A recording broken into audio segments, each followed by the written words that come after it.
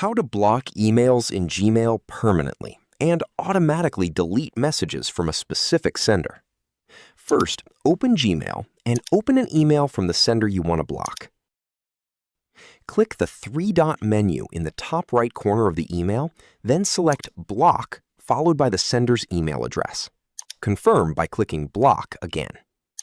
Keep in mind, Gmail's standard block feature sends future emails from that sender to your spam folder instead of deleting them completely. To automatically delete their emails, click the Settings gear icon, then select See All Settings. Open Filters and Blocked Addresses, then click Create a New Filter.